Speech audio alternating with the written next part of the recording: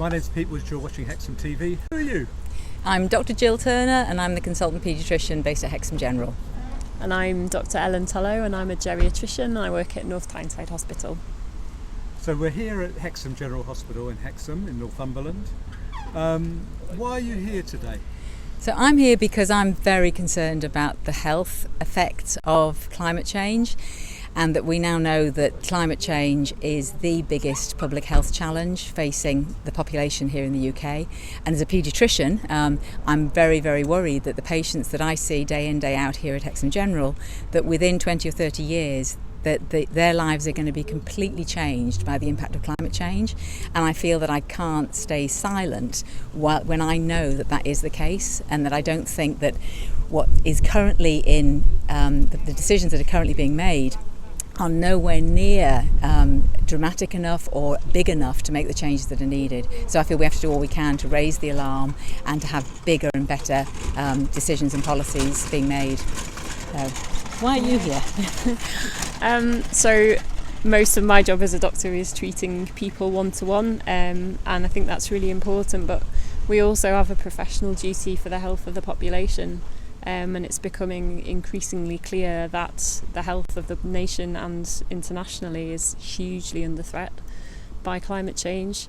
We've started to see some of the impacts right here in the UK, but we only have to look further afield to see how much people are being impacted by all sorts of things related to climate change. So that's to do with higher temperatures, it's to do with flooding, and there's the potential for food shortages and for big migrations of people, which has got massive implications for health worldwide.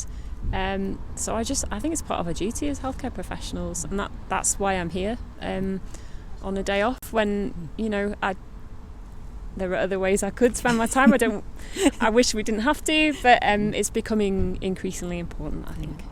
And we're talking to both members of the public about how they feel about the situation and what their understanding is, but also talking to other health professionals, because we are keen, and talking to any health professionals who might listen to this, that any health professional really has a duty to think about their responsibility, and we'd really invite you to come and be part of what we're trying to do. And we have an organisation called Doctors for Extinction Rebellion, but it's actually for all healthcare workers that have got concerns, and so do just Google, and there's an excellent website with interviews with very key and eminent health professionals, including Fiona Godley, who was recently the editor of the BMJ, Richard Smith, Richard Horton, editor of The Lancet. So very experienced global players in the health community saying we have to act, and we have to act now. And what sort of reaction have you had from the public that you've spoken to today? I think most of the people are very engaged, and there's obviously lots of people who are very worried. I would say the majority of people try to make changes in their own day-to-day lives. They recycle, people are eating less meat, but beyond that I think they really struggle to think, how can I take further action? And Extinction Rebellion is one of the ways that people can start to take more action, because we need to put pressure on our governments to do the right thing. At the moment they're just not doing it. Yeah, and I've been talking to, there's been older people coming in for outpatient appointments, and there's been a few people saying, well, I'm not going to be here in 10, 20 years, but all of them are aware of the impact on their children or grandchildren, and several of the grandparents or parents have said that they're aware of how worried their children, particularly their teenagers, are about climate change and that climate anxiety, which is really quite a major issue for young people. So we've been having a conversation that actually one of the best ways of coping with anxiety is to actually do something, to be with other people who also care and feel like you are actually part of the positive change. So I would really encourage anybody who's worried about the climate to get in touch with other people. And if Extinction Rebellion isn't quite your thing, there's other things happening in Hexham. So there will be a climate cafe happening in the library in September. Again, just a drop-in chat about anything to do with the climate that's nothing to do with any particular organisation. There's a sustainability fair going to be happening on October the 15th. So there's lots of different things. So depending on where you'd like to get involved, there's lots of opportunities. But I think the key thing is, don't worry about it in silence on your own. Link up with other people and talk about it. So I think it's fair to say that the Northumbria Healthcare Trust has recently issued its strategy to be the greenest healthcare trust in the country, which is commendable. Obviously, actions speak louder than words, but having the strategy and actually starting to do things is important. Yeah. In terms of the government and health, what would you like to see the government do?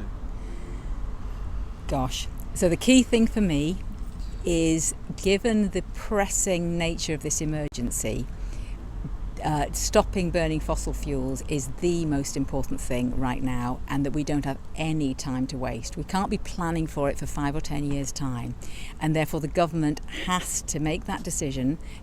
I understand it's difficult for them, but if they don't make that decision, then we really are committing our children, our grandchildren to an unlivable planet within, I would say, 50, 60 years. This is really catastrophic, and therefore stop all subsidies of fossil fuel companies. And I think more and more people are aware of this gross imbalance, that people are struggling with the cost of living crisis, they're struggling with their energy bills, and yet there's still people around the world making massive profits out of that same industry that is destroying our home, destroying our planet, and that can't make sense. So I feel that the government has to take that on and has to do that no matter what it takes, and we should be planning the economy around a livable planet, not trying to make the planet somehow cope with the economy the way it is, which isn't workable. And just to add to that, we know that there are some very difficult decisions that need to be made.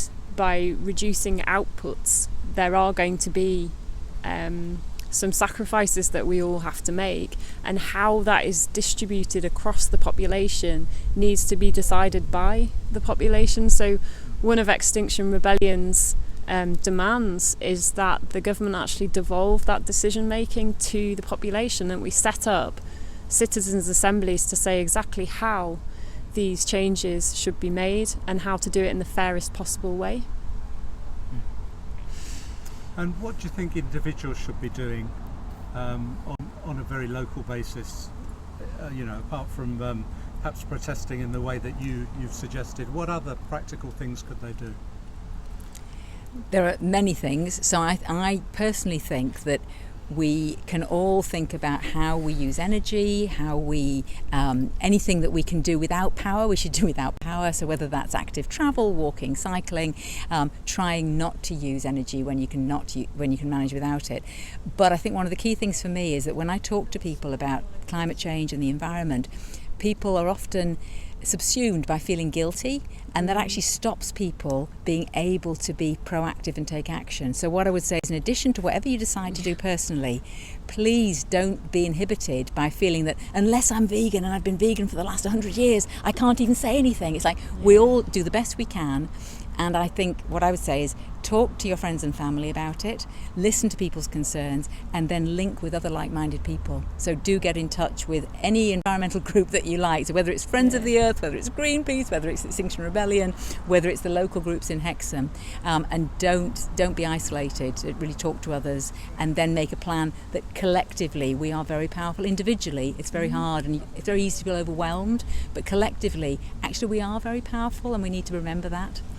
Yeah, already I think the numbers that have come together for Extinction Rebellion actions have had some tangible impacts.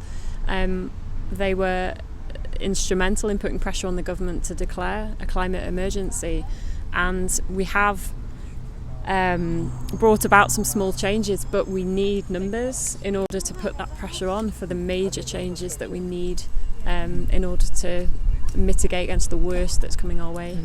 So specifically, if people feel inspired to do something, there will be activities happening in London in September, 10th and 11th, 9th, 10th, that weekend. So if people really feel impassioned that they want to go and lend their voice and be present, that's happening down in London. But then following that, there will be some activities in the North East. So I hope and expect that the next 6, 9, 12 months will be escalating large groups of people saying we demand some change. It can't carry on like this. So please feel free to get involved.